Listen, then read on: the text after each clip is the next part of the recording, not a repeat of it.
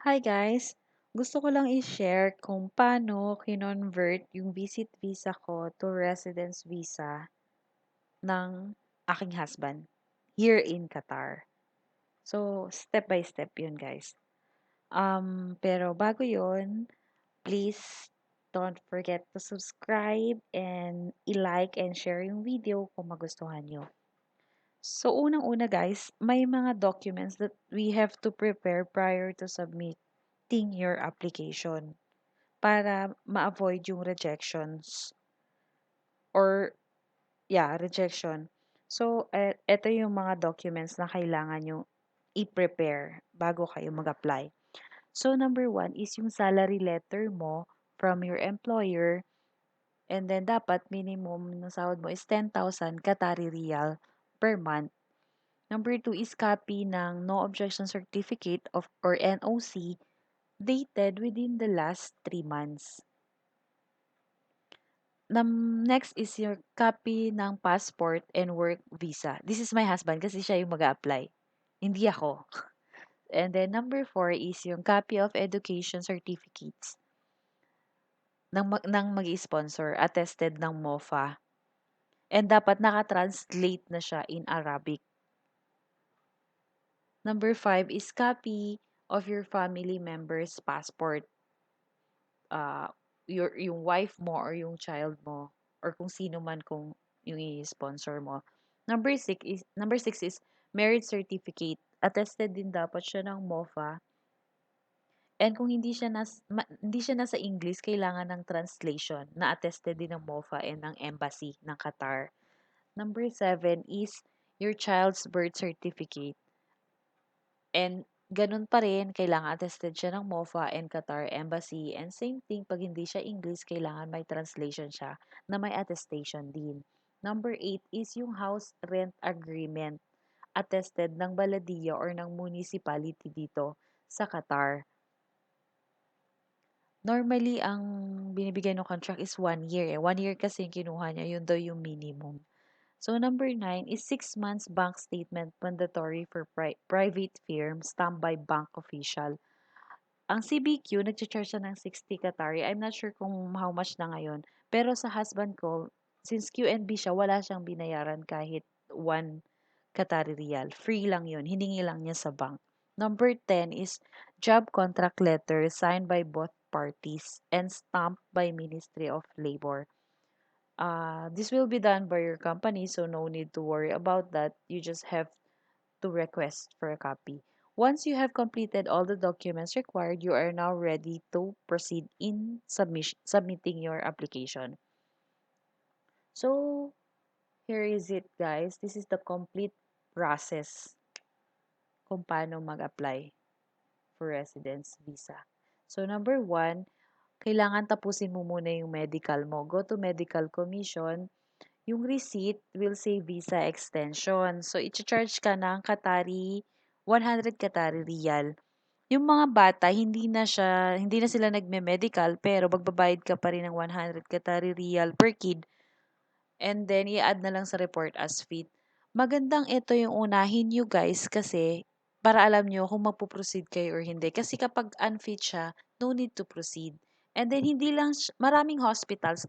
Dito ako sa Al-Wakra Hospital, medical, hindi na dun sa pinaka-main na medical commission ng Qatar. Kasi ito yung nasa Al-Wakra kami nakatira. So, dun na kami sa pinakamalapit na hospital medical. Meron silang mga satellite offices, guys. So, pwede nyo lang siyang i-research. And then, next is after 2 to 3 days, i-check nyo yung status niya sa website ng Medical Commission. Kaya lang, sa akin, dahil may Metrash yung asawa ko, naka-receive na lang kami ng message. I think on the third day, naka-receive kami ng message na medical for my name and then visa number ko is okay. So, ibig sabihin, okay yung medical mo. Fit ka to stay. Yun. Yun yung ibig sabihin. Visa number is, for visa number blank blank blank is okay. And then, next is, yun na, pwede mo nang isubmit yung mga documents mo. Punta ka sa immigration office with the application form and all the required documents. Ayun guys, gate 3 siya, nasa Gharaffa. Submit all the documents. So, pinakamaganda pumunta doon is morning kasi it's either ikaw yung pinakauna or hindi ka dun sa huli-huli kasi madaming nag apply guys. Everyday maraming nagtatry magkakuha ng residence permit. And then, after 4 days, check mo sa MOI website yung status. Initially, yung application mo, una is, application is under review. And then, kapag na-accept na siya, under process na siya, walang expiry date. Tapos, kapag okay na talaga siya, next is, ang status niya is under process. Meron na siyang expiry date. Noon guys is 4 days yun. Pero sa ngayon, minsan ang bilis ng result. Malalaman mo siya kaagad after 2 days. Yun, ganun sila kabilis. 1 or 2 days. Pwede ngang within a day, makukuha mo agad yung result kung okay na siya or hindi. And then, kapag sinabi ng status mo is ready to print, ibig sabihin nun, okay na yung visa mo. Usually, yun nga, takes 2 to 3 days. Minsan naman, pag medyo minamalas ka, it takes up to 10 to 15 days. Wait, yun yung waiting niya hanggang ma-approve. So, kapag ready to print na siya, munta ka na sa immigration office again at gate 1 with the document submission receipt. Pero sa amin, dito na kami sa police station, dito sa may Alwakra, nag-submit. Kasi pwede din yon sa police station. So, dun kami pumunta. And then, nag-submit ng mga documents. Ay, dinala dun yung document submission receipt. And then, pina-check yung mga documents. Yung mga sinubmit natin, yung mga original.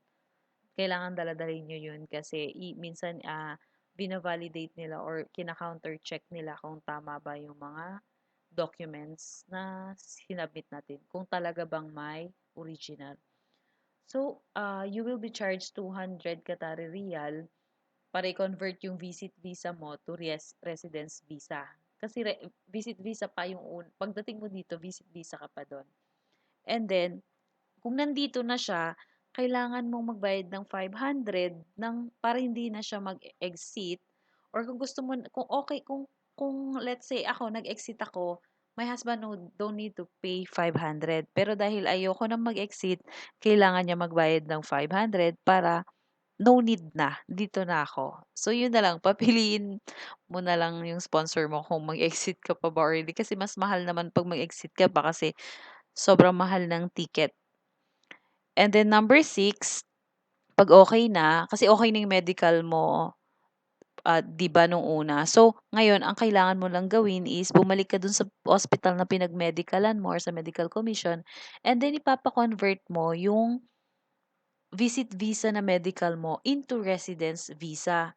Minsan, puwedeng yung sponsor mo ako yung husband ko na lang pumunta dun sa hospital, siya na yung nagpa-convert. Hindi ko na kailangan sumama kasi hindi ka na uuliting i-medical.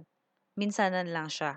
Kailangan lang talagang i-convert yung medical result mo from visit visa to residence visa. Icha-charge ka again ng 100 Qatari Riyal for the receipt. And then, yung receipt mo, may mention doon for residence or work visa or update medical. Ganon. Update residence. Ganon. And then, uh, normally, kung doon ka sa main, balik ka doon sa counter 64 para i-update. Pero ako nga, dyan na ako sa hospital. And then, next is pinag-fingerprint na rin ako dyan din sa police station. Sobrang bilis lang din ng fingerprint, guys. I think it took me siguro mga 3 minutes lang. Yes, kasi dalawang kamay mo yung mga fingers. Yun, yung lahat lang, kukunan lang ng fingerprints, yung 10. And then, dun na rin ginawa yung eye scan ko, guys. Kailangan din kasi yung eye scan. Kasi every time pumapasok ka dito, ini-scan yung mata mo eh. So, dun na rin, kung saan ako nag-fingerprint, dun na rin ako nag-eye scan. And then, make sure to collect the fingerprint receipt. Pero, kung dito sa Al-Wakra police station, hindi ko na kinuha yung receipt. Kasi magme-message naman, may Metrash kasi yung husband ko. So, nag-message lang sila na um, your fingerprint is for the fingerprint of this for this visa is okay. Ganun. So yun, after to pag okay na siya lahat ng message na pumalik sa immigration office, lahat ng documents kasama yung pass photograph mo and then pati yung blood group pala guys, don't forget. And then yun, pwede mo na makuha yung ID. Dito sa amin is half day lang. Pumunta kami doon ng 7 sila nagbubukas. And then nakuha ko na yung ID ko ng mga 7:30. Ganon siya kabilis dito. So, yes, ganun lang guys. Um, ang visa pala is kapag 1 year, 500. Pag 2 years, 1,000. Pag 3 years naman, 1,060. So, parang nakatipid. So, ang ginawa ng husband ko, binayaran niya is 3 years na. Para tipid nga naman, hindi na kami um, magbabayad ulit if in case man na gusto ko pang i-extend yung residence visa ko dito sa Qatar. So, hope you've understand it guys. Hope nakatulong sa inyo sa mga gustong kung sa mga gustong pumunta dito sa Qatar or kunin yung mga family nila dito sa Qatar. So kung may questions kayo guys, just comment down below para masagot ko isa-isa.